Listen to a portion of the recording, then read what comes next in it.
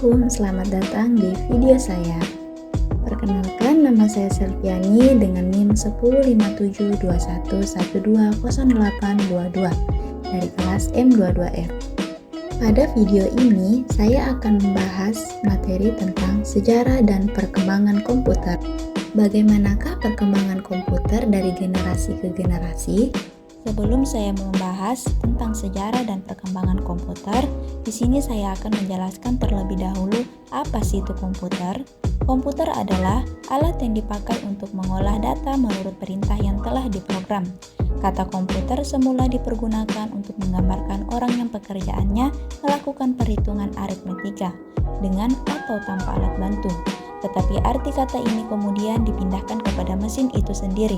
Pada awalnya, pengolahan informasi hampir eksklusif berhubungan dengan masalah aritmatika, tetapi komputer modern dipakai untuk banyak tugas yang tidak berhubungan dengan matematika. Secara luas, komputer dapat didefinisikan sebagai suatu peralatan elektronik yang terdiri atas beberapa komponen yang dapat bekerja sama antara komponen satu dengan yang lain untuk menghasilkan suatu informasi berdasarkan program dan data yang ada. Konsep komponen-komponen komputer ini berasal dari arsitektur von Neumann ketika John von Neumann memaparkan arsitekturnya pada 1945. Awal munculnya komputer. Komputer pertama kali ditemukan pada 1822 oleh seorang ahli matematika asal Inggris, Charles Babbage. Mulanya, Babbage bermaksud untuk menciptakan sebuah mesin hitung bertenaga uap yang dapat menghitung tabel angka. Mesin tersebut kemudian ia beri nama Difference Engine Zero dan digadang-gadang sebagai komputer pertama di dunia. Bentuk Difference Engine Zero sendiri sangat jauh berbeda dari kebanyakan model komputer modern saat ini. Meski demikian, prinsip kerja yang dimiliki mesin tersebut sama seperti komputer modern, yakni mampu melakukan penghitungan angka alias komputasi. Hingga pada 1890, seorang penemu bernama Hermann Hollerith merancang sebuah sistem kartu yang mampu menghitung hasil sensus AS yang dilakukan pada 1880. Berkat inovasi tersebut, Hollerith berhasil menghemat anggaran pemerintah sebanyak 5 juta dolar AS. Selanjutnya, Hollerith terus mengembangkan potensinya di ranah teknologi hingga akhirnya sukses mendirikan perusahaan. Sejarah perkembangan komputer digital. Komputer digital pertama kali mulai dikembangkan pada tahun 1930. Pengembang mesin komputer digital pertama kali adalah Alan Turing yang juga merupakan seorang peneliti matematika. Ia berhasil mengembangkan sebuah mesin yang dapat menjalankan sekumpulan perintah. Mesin itu kemudian disebut dengan Turing Machine dengan simulasi gagasannya yang juga dinamai uji Turing. Meskipun Turing menjadi pengembang mesin pertama, akan tetapi komputer digital baru dikembangkan pertama kali oleh Konrad Zuse. Insinyur mesin asal Jerman tersebut membuat komputer digital pertama bernama Z1 sebelum pecahnya Perang Dunia Kedua. Ini adalah gambar Alan Turing dan mesin ciptaannya. Dia merakit model komputer digital pertama tahun 1936 di Berlin, tepatnya di ruang tamu orang tuanya. Model komputer digital yang dikembangkan oleh Zuse ini sayangnya dihancurkan ketika Perang Dunia II. Walaupun begitu, ia tetap dikenal sebagai sang pencipta komputer digital pertama.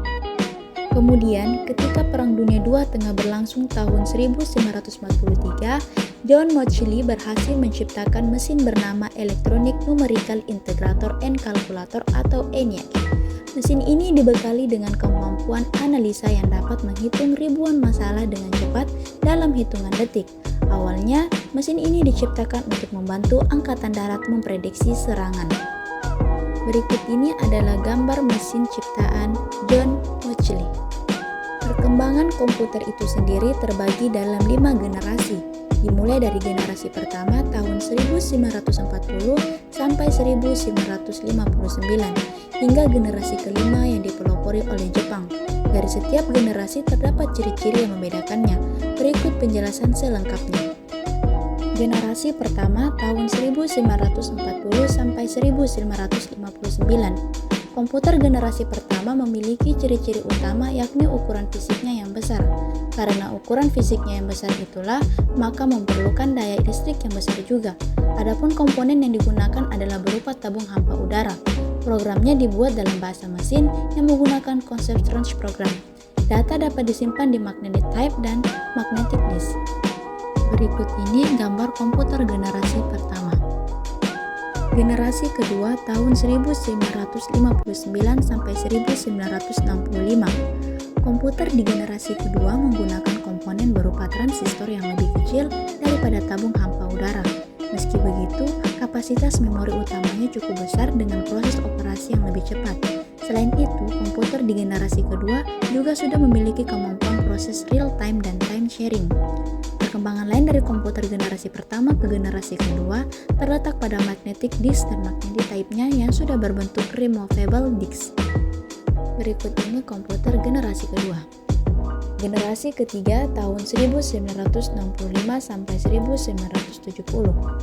Komputer di generasi ketiga sudah memiliki ukuran yang lebih kecil karena menggunakan komponen 4 atau integrated circuits, sehingga hemat penggunaan listrik.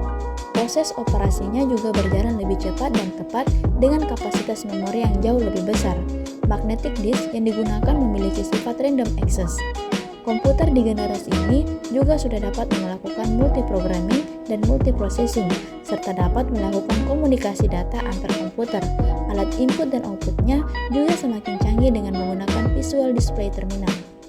Berikut ini adalah gambar komputer generasi ketiga. Generasi keempat dimulai tahun 1970. Personal komputer atau PC sudah mulai berkembang di generasi ini. Contoh produknya adalah Apple II.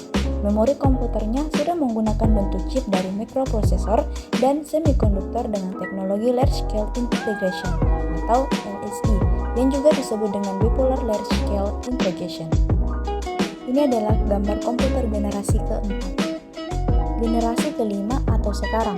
Komputer generasi kelima dipelopori oleh negara Jepang, telah menggunakan Very Large Scale Integration dan Artificial Intelligence supaya komputer dapat memecahkan masalah sendiri. Selain itu, komputer pada generasi ini juga mempunyai jutaan warna dengan resolusi yang sangat tajam. Lalu, perkembangan teknologi komputer generasi kelima juga memungkinkan untuk dibuat jenis komputer portable alias laptop. Berikut ini gambar komputer generasi kelima. Itulah penjelasan mengenai sejarah perkembangan komputer di dunia. Dari informasi ini bisa kita ketahui bahwa komputer memiliki perkembangan yang cukup panjang hingga menjadi benda elektronik yang sangat penting sampai hari ini. Sekian dari saya, terima kasih sudah menyaksikan video ini, semoga bermanfaat ya teman-teman. Assalamualaikum warahmatullahi wabarakatuh.